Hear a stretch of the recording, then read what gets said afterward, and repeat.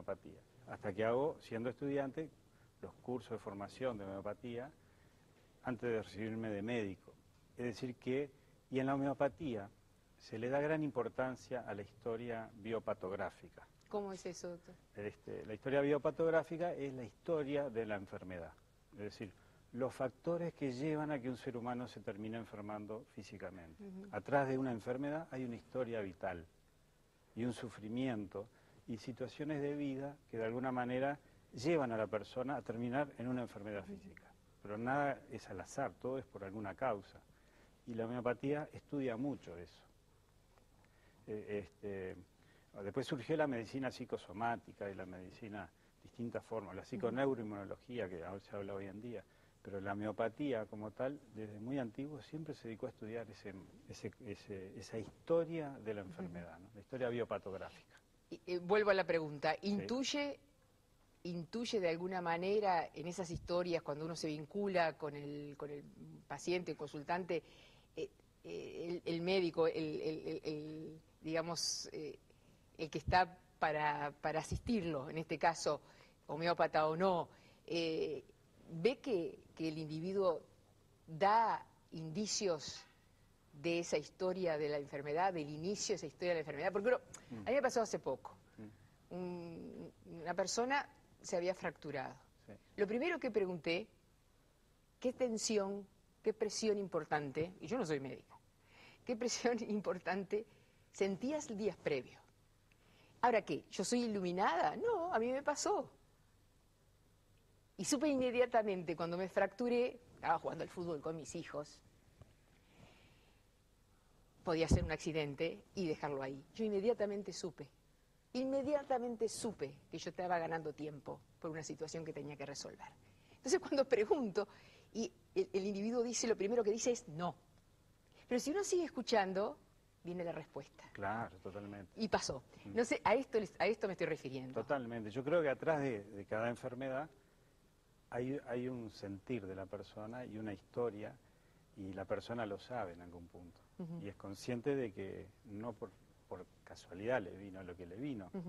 Y mismo una fractura, una enfermedad, una operación o cualquier cosa. Hasta un tumor. O un tumor, siempre hay una historia atrás. Y la persona se da cuenta. Le dicen muchas veces, yo me enfermé por tal cosa. Usted no desarrolló ninguna patología, mira lo que estoy preguntando.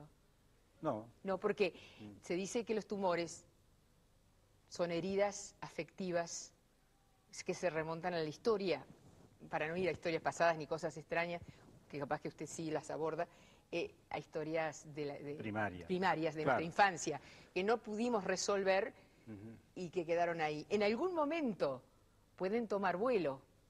Ahí está. Por presiones, por estrés, por situaciones. Ahí está.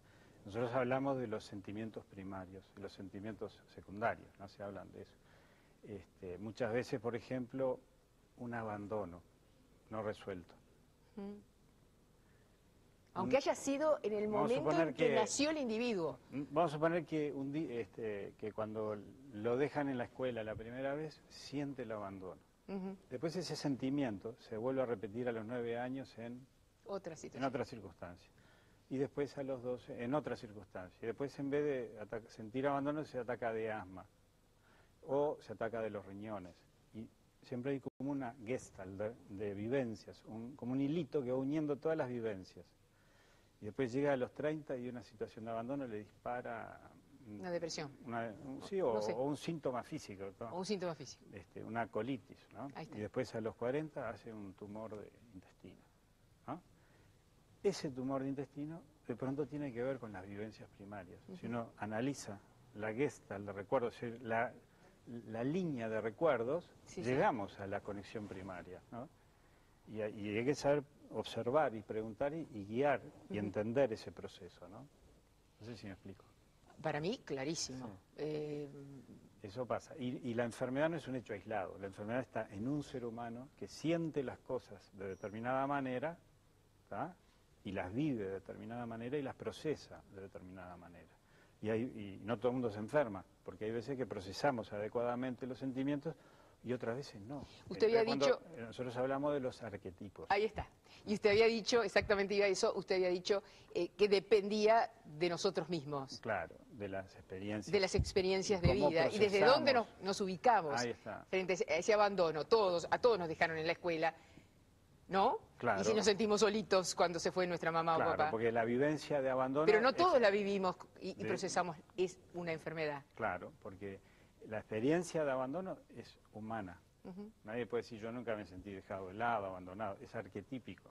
Es como el arquetipo se le llama a toda la experiencia instintiva que hay en el ser humano. La experiencia de madre, la experiencia de padre, la experiencia de mamar, ¿no? La experiencia del profesor, o la experiencia del alumno, o la experiencia del miedo, ¿no?